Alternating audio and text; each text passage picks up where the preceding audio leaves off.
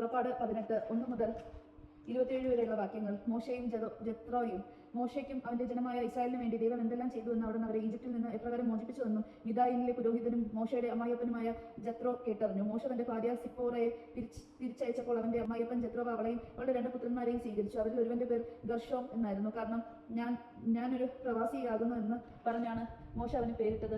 അവരുടെ പേർ എലിയേസർ എന്നായിരുന്നു.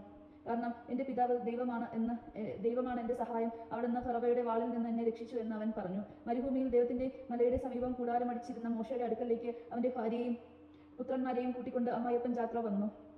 ഒരുവൻ വന്ന മോശ അറിയിച്ചു, നിന്റെ അമ്മായപ്പൻ ജാത്രോ നിന്റെ ഭാര്യയെ അവളുടെ 2 പുത്രന്മാരോട് കൂടി വന്നിരിക്കുന്നു. മോശ ഉടൻ തന്നെ അമ്മായപ്പനെ സ്വീകരിക്കാൻ പുറത്തേക്ക് വന്നു. അവൻ ജാത്രയെ നമസ്കരിക്കുകയും ചുംബിക്കുകയും ചെയ്തു.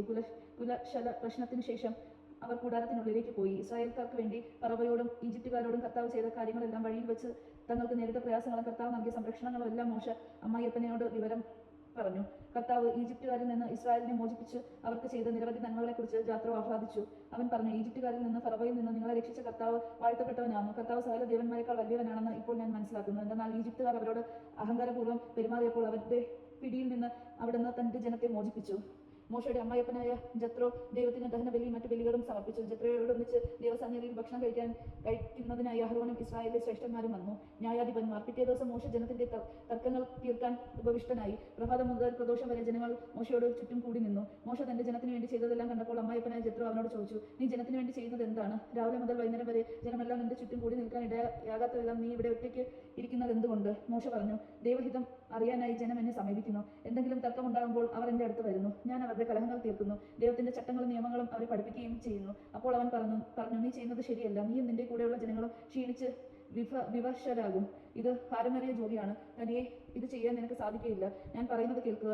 ഞാൻ നിനക്കൊരു ഉപദേശം നൽകാം. ദൈവം എന്നോട് കൂടെ ഉണ്ടായിരിക്കട്ടെ. നീ ദൈവത്തിന്റെ മുൻപിൽ ജനങ്ങളുടെ പ്രതിനിധിയായിരിക്കണം. അവരുടെ തർക്കങ്ങൾ അവിടുത്തെ അറിയിക്കണം. അവരുടെ ചട്ടങ്ങളും നിയമങ്ങളും പഠിപ്പിക്കണം. അവർ ചരിക്കേണ്ട മാർഗവും അനുഷ്ഠിക്കേണ്ട കർത്തവ്യങ്ങളും അവർക്ക് നിർദ്ദേശിച്ചു കൊടുക്കണം. കഴിവും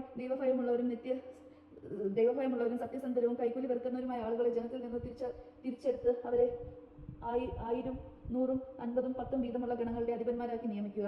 അവർ എല്ലായ്പ്പോഴും ജനങ്ങളുടെ തർക്കങ്ങൾ തീർപ്പ് കൽപ്പിക്കട്ടെ. വലിയ കാര്യങ്ങൾ നിന്നെ ഏൽപ്പിക്കുകയും ചെറിയവ അവർ തന്നെ തീരുമാനിക്കുകയും ചെയ്യട്ടെ. അങ്ങനെ അവർ നിന്നെ സഹായിക്കുമ്പോൾ നിന്റെ ജോലി എളുപ്പമാകും.